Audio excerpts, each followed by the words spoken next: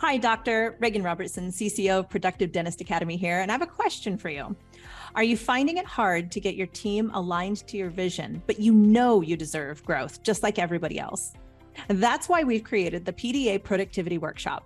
For nearly 20 years, PDA workshops have helped dentists just like you align their teams, get control of scheduling, and create productive practices that they love walking into every day. Just imagine how you will feel when you know your schedule is productive, your systems are humming, and your team is aligned to your vision. It's simple, but it's not necessarily easy. We can help. Visit productivedentist.com/workshop. That's productivedentist.com/workshop to secure your seats now. Yes, money is important. Of course, money is important, but for everyone, unless money is their absolute driver of, I'm not self-actualized unless I have a Hermes bag or, whatever.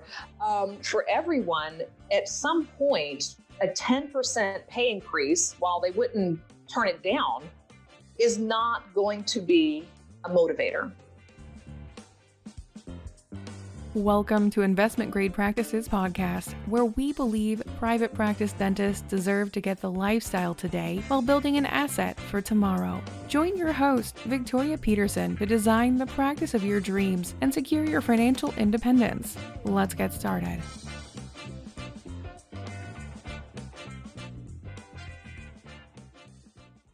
I always say, if you're going to grow your business, you grow the people.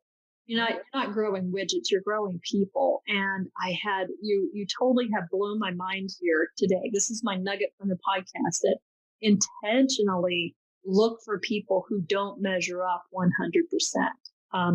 That probably there is a big shift right now in dentistry to hire non-qualified people, if you say non-previous experience. So there was a big exodus from frontline healthcare workers. Can't imagine why. Really? Wow. What could have happened? What could have occurred? The pandemic that, brought to light. But dentistry can be, a very toxic environment. You've got the radiation, you've got biological things like that. And at some point, if you're getting paid $9 an hour, you go, I don't know if I really want to do that. So the pay scales have changed. The requirements have changed, and what employees are demanding in terms of safety and growth and contribution is shifting. And so I'm hoping that our doctors feel that trend, and they're hiring on people out of hospitality and retail and customer service, and then teaching them the dental. And maybe you're tapping into why those employees stay for so long, because there's so much to learn. Right. Right. And they can see, if employees can see a path of growth, and it doesn't necessarily have to tie to any position titles or moving up a proverbial ladder. But if they can see a pathway of continual growth and development, yes, that, as you said, it ties back to Maslow's hierarchy. Yes, money is important. Of course, money is important, but for everyone, unless money is their absolute driver of, I'm not self-actualized unless I have a Hermes bag or, whatever. For everyone, at some point, a 10% pay increase, while they wouldn't turn it down, is not going to be a motivator. Okay. Right. At some point, there is a monetary level at which people feel secure and safe. And absolutely, employers should be paying that. It should not be, oh gosh, I wonder, how am I going to pay for this medical issue, or how? No, I totally disagree with employers that do not understand that you have to pay enough to take money off the table. But then once you do, then you have to provide that ability for growth and continual learning. Especially, we're in 2021. Things are changing so rapidly, whether it's from technological advancement or even we're seeing such more rapid changes socially, not only in the US, but around the world, that for anyone to be successful from, say, for the next 50 years, so I'm talking about, maybe entry level or fresh out of college students coming out, they have to be prepared for continual change and continual learning and continual development. And so the mindset also of, oh, you've graduated, you've got your bachelor's or your associates or whatever it is, so you're good to go. No. That's just the beginning. And so that has to be inculcated into the organizational culture as well. That continual growth, continual risk taking that is appropriate, the ability to make mistakes through and learn from them has to be encouraged and not punished. And that's also a critical thing about, how to get the most productivity and the most passion out of your people. Well, give them room to be human and learn and try and make mistakes and contribute, and not just be micromanaged and do this. And if it's not in your job description, no, you can't do that. Be in your lane. Yep. What a difficulty it is, though, and you see it everywhere, the authoritative top-down type of management's breaking apart. And there's this balance between certainty and predictability in the role, yet variety to grow, and striking that right balance. So like every day is not a new day. Hey, right. Do that day. I don't know. What do you feel like doing? Sure. Every day. There's this system. I often think of it as a dance, right? Mm-hmm. So if you think about ballroom dancing, you've got the man, the masculine energy that holds the framework, mm-hmm. and then the woman that gets to flow, kind of in it.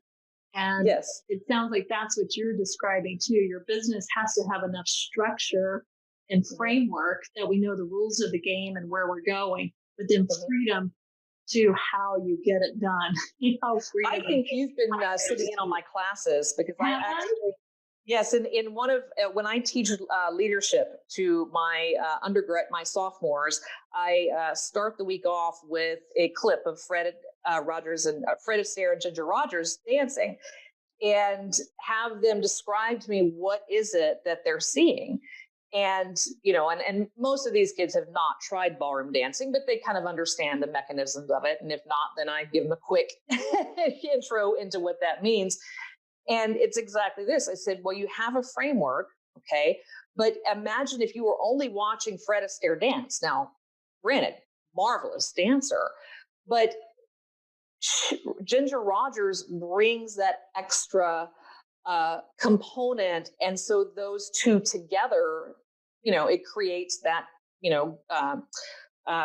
synergy that's greater than the sum of the parts type of thing. And I said, here's what you as a business owner or manager have to realize, that as you're providing the structure, you maybe kind of guiding her with your hands of where you're going to go next on the dance floor. But she is looking just as marvelous as you are, but she's doing it backwards and in high heels. So think of your employees. They're not just taking direction from you. They are adding in their own capabilities, their own thoughts, their own talents. And the most successful business owners harness that. They recognize it. So they provide structure, but if one of their employees has an exchange with a customer, or a client, and something happened from that, and that sparks an idea in them, they need to have the voice to bring that to the business owner, so that, oh, I never thought about that, but wow, that could maybe really enhance our business.